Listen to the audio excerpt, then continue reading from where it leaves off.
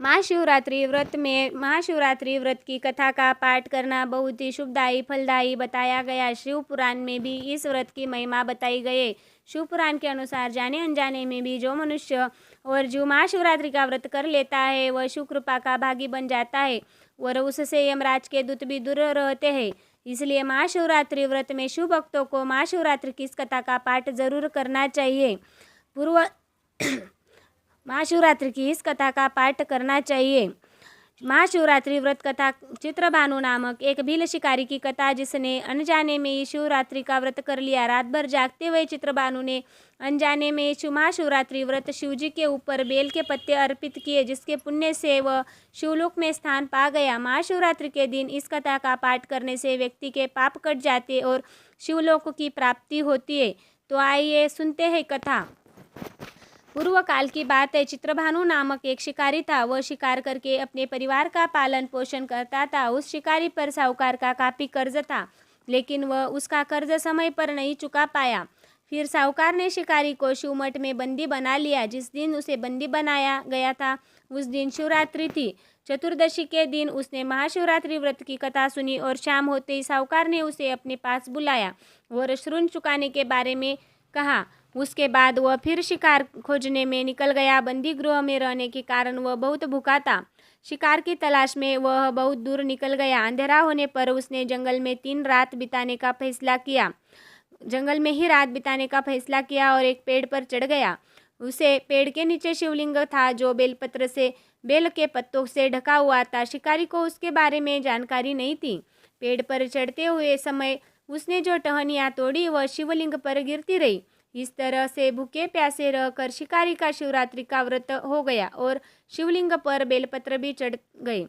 रात के समय एक हिरण पानी पीने तालाब पर आई। शिकारी जैसे ही उसका शिकार करने जा रहा था तभी हिरण बोली, मैं गर्भवती हूँ, शीघ्र ही प्रसव करूँगी। तुम एक साथ 2 जीवों की हत्या करोगे।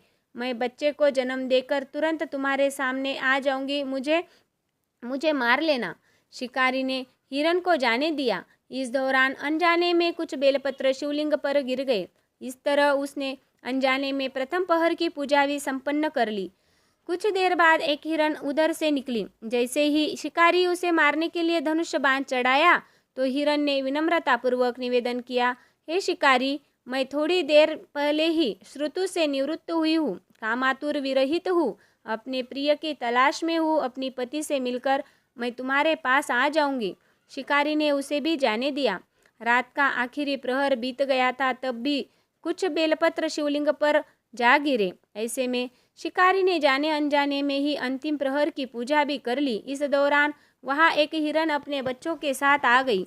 उसने भी शिकारी से निवेदन किया और शिकारी ने उसे भी जाने दिया। उसके बाद शिकारी के सामने एक हिरण आया। शिकारी ने सोचा, अब तो मैं इसे यहाँ से जाने नहीं दूंगा, शिकार ही करूंगा। तब हिरण ने उससे निवेदन किया कि मुझे कुछ समय के लिए जीवन दान दे दो। शिकारी ने पूरी रात की घटना हिरण को सुना दी। तब हिरण ने कहा कि जिस तरह से तीनों पत्नियां प्रतिज्ञाबद्ध होकर गई है, मेरी मृत्यु से अपने धर्म का पालन नहीं कर पाएगी। जैसे तुमने उन्हें विश्वास पात्र मानकर छोड़ दिया है, मुझे भी जाने दो। मैं उन सब के साथ तुम्हारे सामने शीघ्र ही उपस्थित होता हूँ। शिकारी ने उसे भी जाने दिया। इस तरह सुबह हो गई। उपवास, रात्रि जागरण और शिवलिंग पर बेलपत्र चढ़ाने से अनजाने में ही शिवरात्रि की पूजा पूर्ण हो गई, लेकिन अनजाने में हुई पूजा का परिणाम उसे तत्काल मिल गया। थोड़ी देर बाद हिरण और उसका परिवार शिकारी के सामने आ गया। उन सभी को देखकर शिकारी को बहुत ग्लानि हुई और उसने पूरे परिवार को जीवन दान दे दिया।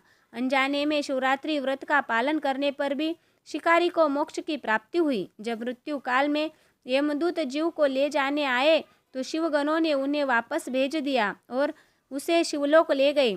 शिवजी की कृपा से चित्रभानु अपने पिछले जन्म को याद रख पाए। शिवरात्रि के महत्व को जानकर उसका अगले जन्म में भी पालन कर पाए।